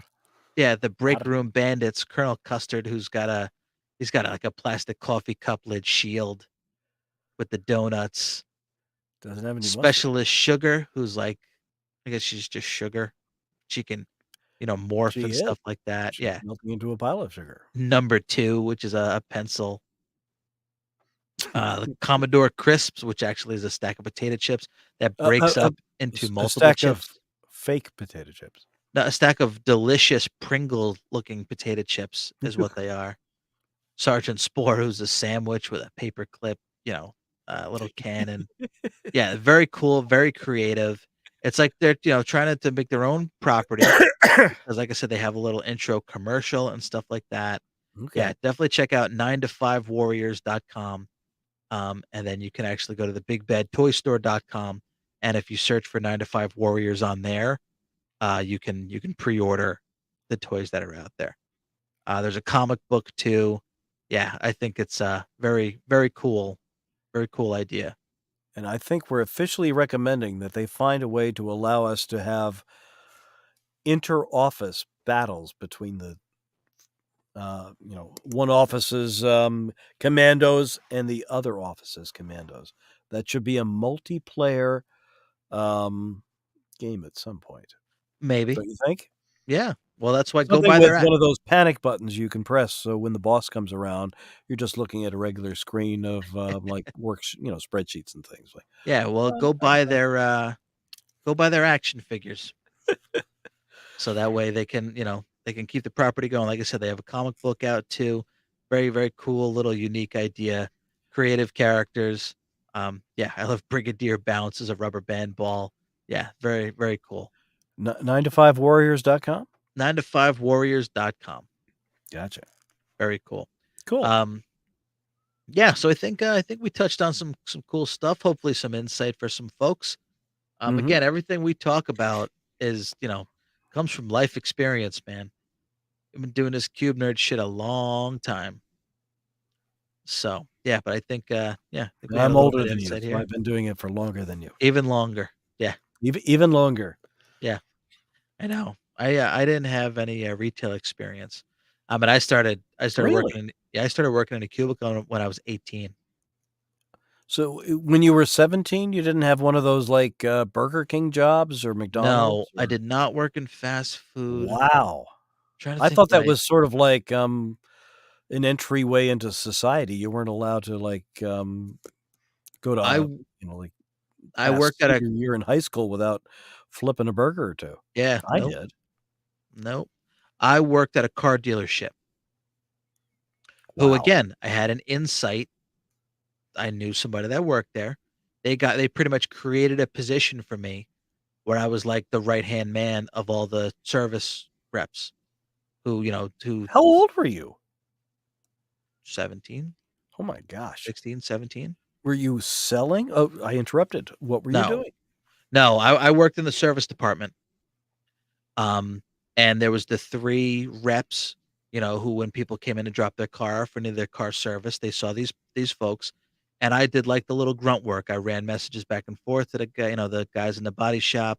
I drove I parked cars, I drove cars out front for customers, all that kind of little mini work that they needed somebody to do and run all over the place. That's what I did.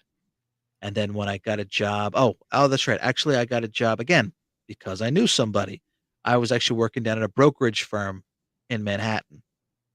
Once I graduated from the Chubb Institute, I worked down there, and then the Chubb Institute job placement put me at my last company. Same here. Yeah, so That's how I yeah, got mine. I went to Chubb right out of high school, and yeah, and then their job placement hooked me up with the company I was with for 12 years. So there you go. That's why I didn't have much experience in anything else. No management experience, nothing like that. Only support experience. So how can I be a manager when I didn't have any management experience? We've That's how it You've goes. had plenty of it since. Not Or at enough least to training. You've not had enough plenty of training since. not enough to get me a manager job. That's how it goes. Well, the training itself doesn't get you the job per se. It just makes you more of a good fit when you do get it. The experience on a piece of paper that says I was a manager gets me a manager job. And how can I have that when I was working in the same place since I was 18 years old? Should have That's quit, worked at McDonald's, worked my way up to manager, then went back, got a management job. It's not quite how that works. Kinda. Nope. You have to get a management job in the same type of field. Okay, I could have went to Best Buy and worked at the Geek Squad and became a manager there.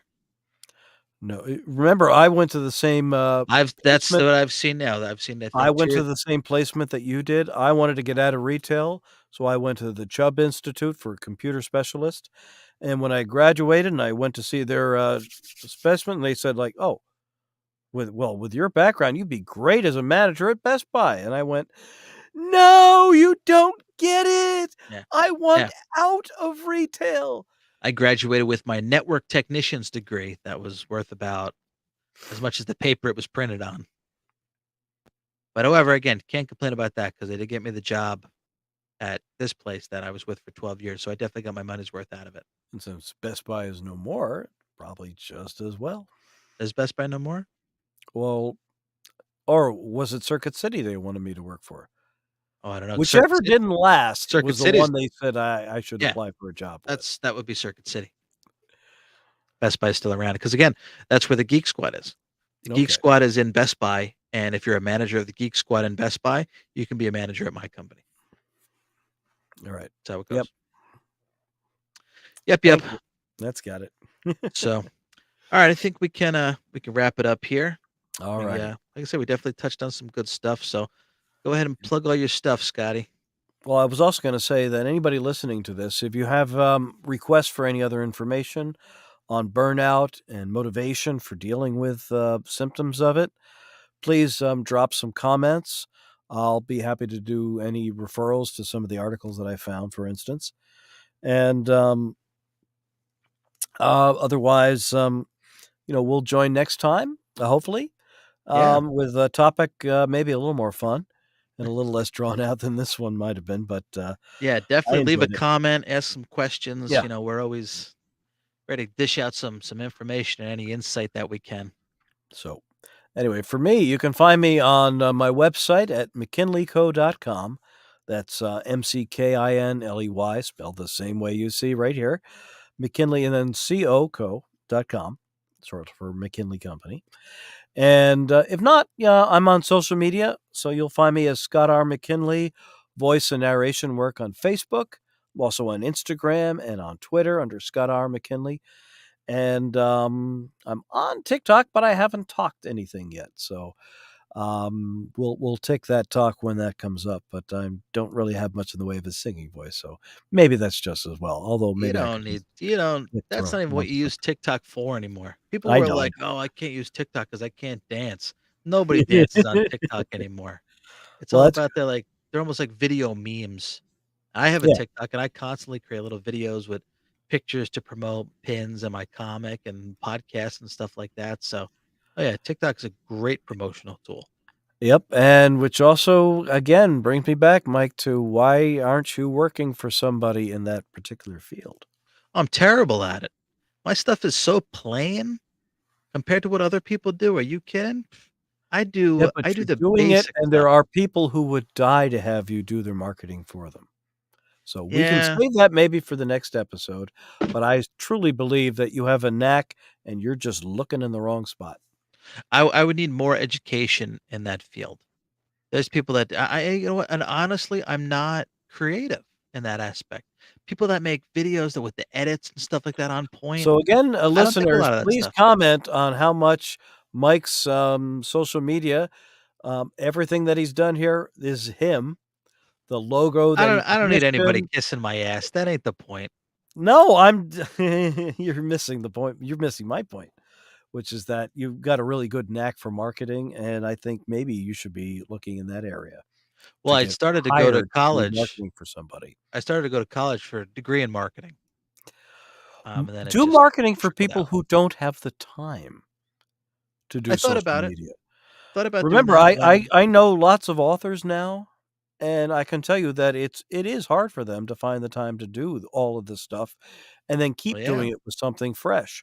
But a good marketer is, can be a very hard person to find. Well, that's another thing Somebody who too about knows that you can't just put links into an Instagram post well, because you about can't clicky on the linky. being motivated with my own stuff. I've got 5 Instagram pages myself, so let me plug all my stuff. So yeah, you can there's pop you know what you do? Just go to my Instagram I'm trying page. to follow yours as fast as I can, and I can Yeah. barely keep up with you. I'm at Mike Spear I let Jr. 3 people know that we were doing this tonight. You let everyone know, so I didn't have to. Well, no, it's the more you spread the word, the more you might find one person that finds it, you know? That's the deal. Pump out as much stuff as possible because for every 10 posts you do, maybe one person will see it and they'll get into it, you know? And I So, didn't do any, but yes, yeah, you point taken. usually always do. But I so it's try, okay. and I think I was overdoing it a bit, so I'm trying to back off just a little bit Can never to, overdo it. That's the yes, you thing can. too. If you're excited about it, don't be afraid to toot your own horn and shout it out Yeah, but out if you're there. just doing the same well, never mind. We'll talk about that offline at some point, if All you're right. ever available. One of That's the things, that our listeners don't know is that the only time we actually get to talk is when we're live on the air yeah, that's the same deal with Mind Your 'cause Effing you're that Business podcast busy. too. Me and Seth, we send memes back and forth all week, and then we would talk during the podcast. That's it. But I Oh, and think tell our Seth I said hi, by the way, I please. will. I think And our the next next time I wanna talk to you, I'll send him a message, then maybe it'll get to you. well, we are going to do a fast food. I mentioned it to him, and Ooh. I know that's right up your alley too. So one of Well, the I haven't done episodes, fast food much at all in the last yeah, couple of I want to years. go through I'll have different to get back in shape for that. I want to go through different fast food items and pick out which fast food chain has the best item on their menu out of all. Like who's got the best fries, who's got the best soda, blah blah blah. Who's got the best I chicken know who I sandwich? used to vote for, but I guess I'd probably need some, Yeah. uh, So I think our next research. episode should be marketing yourself. I think That's not a bad idea. that's a very good topic because it's something I'm terrible at. So we should do that. Yeah. Oh, Do okay. And marketing my maybe I'll just stuff. bring a mountain of evidence to the, contrary, No, just to prove marketing it. my stuff. Yeah, sure. I can do that just fine. Marketing myself, not so good at it. Oh, okay. Alright, fair. That's a good challenge. Yeah, that's a little We'll we'll different there. we'll we'll So, deal with that next time yep. or keep that up. So speaking of marketing myself, like I said, I'm at Mike Spear Jr. on pretty much everything. You can go to my Instagram page, and I've got one of those linkers in my bio, and you can click on that, and it can take you to everything the Pop Quiz Apparel Etsy shop, the Pop Goes Apparel Instagram page, the CWL comic Instagram page, CWL on Etsy, which you can get is available right now. Like I said earlier, issue 2 is all the artwork is just about done. There's only about 4 more pages left, I think, to be colored, and then I can start lettering it. Then it should be available digitally the end of this month or by next month. It depends on how motivated I am. So And how much yeah, time you have. and then as the ticker's been going across the bottom, you can get Cube Nerds merch, Mind Your Effing Business merch, CWL merch at tpublic.com/stores/spear-studios. Spear, SPEER. You can get some Cube Nerds t-shirts, which I think there's a handful floating around for some contest winners on Instagram a long time ago. Yep. And Cool. yeah, I think that should do it. Anything else you want to add? Nope, just that the Jack Benny program that I was a part of will be airing at some point this coming week on Project Audion. And I think maybe we could put a link to that at the end of the video Or you or in can, the comments. we can do that. Or if you want to go ahead, go into the Cube Nerds Facebook group, post it in there. I will do that. Yeah, post it in Yep. there and post it on Facebook, and I'll share it. People will share it. Yeah, so all the links for all the Cube Nerds social media information is in the description of the podcast and in the YouTube video. So the link to the Facebook group, and we're at Cube_Nerds on Twitter, at Cube Nerds on Instagram. We are everywhere. So rate, We are review, everywhere. subscribe, comment, all that fun stuff that honestly helps motivate us to keep doing it. So, All right. righty, man. We'll say goodbye then from Scotty Sundowner. What's that? I What was the last I'm name? saying goodbye from Scotty Sundowner. Sundown. No Sundown. on the end. Scotty Yeah. Sundown. Yep, that's Yep, me. who's chasing after that title in CWL #1. Yep. All righty, sir. I'll You wear the cowboy hat next time. Yep. Mike, you take care. You too. And All right. we will chat again soon. Thanks for listening, folks. Thanks, everybody. All right.